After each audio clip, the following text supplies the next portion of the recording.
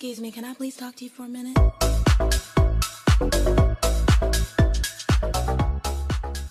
Hi guys, again it's me. I've just done my Tesco haul, so I thought I would show you how I'm just making all the meals that I've already previously watched from other people doing on YouTube. So I thought I would just show Dummy's guide of how I do it, because I'm not the bestest cook in the world.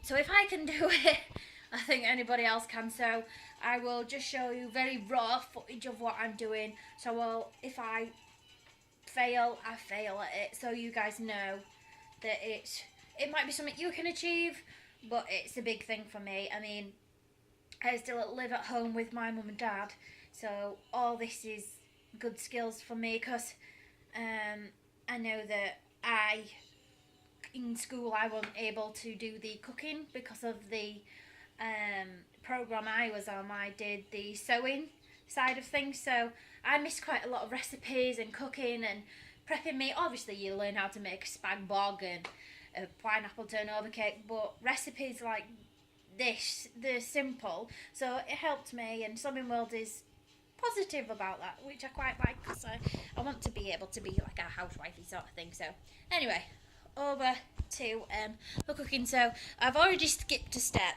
I've already prepped the pasta, so I'll just switch it around so you can see what I'm doing. So here we are. So the pasta this is the leek and ham one. I think I put a bit too much water in. Again, I don't follow measurements. There's no milk or butter in this one. I know that some of the instructions say add milk and butter, but with it being Slimming World, I kind of avoided that. So I'm just going to get my bowl ready. Apologies, I do bake a lot, so this is really stained, and this is as old as probably how old I am. It's my mum's, so please excuse this. I'm just gonna tip this in. Apologies, because I am doing this one-handed. Come on, come out. So again, I'm not gonna show you everything, because otherwise you'll just get bored. So I've already chopped all of my stuff here, so I'm just going to put the bowl down, and again I'm just going to use my hands. I'm not a professional cook. Again, this is dummy ride. This is literally the first time I've attempted this, so again this could quite easily fail. So you don't have to follow what I do. Again, it's just easy, manageable recipes that I've picked. So if this works for me, with my lifestyle of quick, grab, go sort of thing, it's great. I don't have any kids.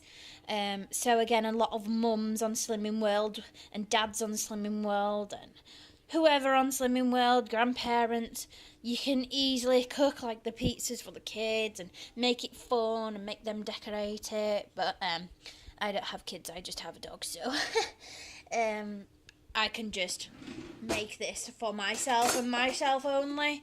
My mum and dad did used to do the Slimming World with me. Like I said, I did it a few months ago. Oh God, it smells really nice, that, actually. And I'm a really fussy with onions, so it smells good. Just trying to split the ham up a little bit as well. I want an even spread of this. So I'm going to get my cottage cheese now. Again, this is fat-free. So I'm just going to pop this off. This is, again, very difficult with one hand. Let me see if I can just pop you down. No, I won't be able to. My work's off. So it's already cluttered with many parts of my haul. If you didn't see my haul, again, it's just bits that I've just picked up. Again, I do live with my mum and dad, so they do get the majority of the shopping, but because I'm on Slimming World, I'm sure other parents or whoever is on Slimming World have this that you have to buy for your meals. As my parents buy chocolate biscuits, and all stuff like that. So it is, look at, see what I mean? I just make a mess. Again, I'm not the brilliant chef, but it definitely gives me experience. Hence why I do like the Slimming World. My sister currently does Weight Watchers, but she's coming back onto Slimming World because she finds that the meal prep is harder. Again, she has children, so and her husband follows it with her, so I just kind of make it for myself, whereas she makes it for the family. So Slimming World works for her with prepping, and so I don't know. I've not attempted Weight Watchers, but again, it's something that a lot of people give a go. So there's still loads in there, but because I've only got one hand, I'm just gonna wing it. I need to add cracked eggs, so if you just bear with me, I'll put you on a pause a second. So again, I just put you down for a second so I could just crack my eggs open. So I'm just whisking them around. Again, you've seen me, I'm not using any measurements. I'm just, with me baking I measure, but I kind of just go along, go with the flow sort of thing. So I think that's probably whisked up enough. That's 2 eggs as well, so I haven't added any more. So here we go, so just gonna pop that in there. I hope this is enough though, because I know the lady who did it, she only used 1 packet, 1 tub of, that's better, it's spreading out a little bit better. If you can just see the thing, it doesn't look the greatest either, so again, I don't know if this is going to work for me, so I'm just going to pop this in a tin and pop this in the oven and come back to you. Just thought I'd quickly come back to you. So all of that mixture which I've used from that bowl, apologies, there is a chicken breast in hot water just defrosting, so it's just fit into it perfectly.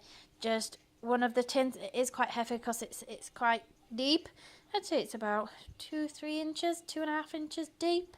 So so yeah, I'm going to put this in the oven now. So as you can see, it's just filled it up nicely. I did say I was going to make 2 in my haul, so I'd say 1 packet makes 1 quiche, and that is your typical size quiche that you would buy from the shop. So again, all the ingredients that I've used makes 1 rather than 2 that I would have thought, because the lady using it had a big dish, so it must be because mine's quite deep.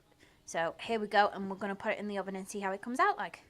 So here is the finished quiche. I've just let it cool down for like 5 minutes. It'll still be absolutely red hot.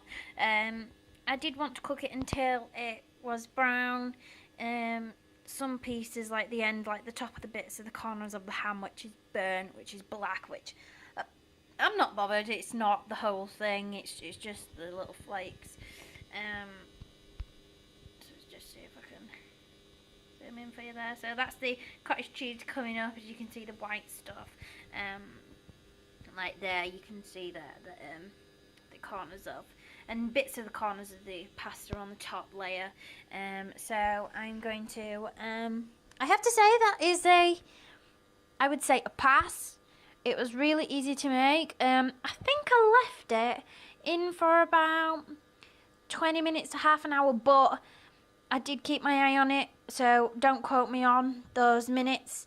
I just kept looking at it because I also have my cheese pie in there, so I didn't want anything burning. But again, I wanted to see this actually brown, because I don't want it to be soft. So yeah, I would say that's a whole positive thing.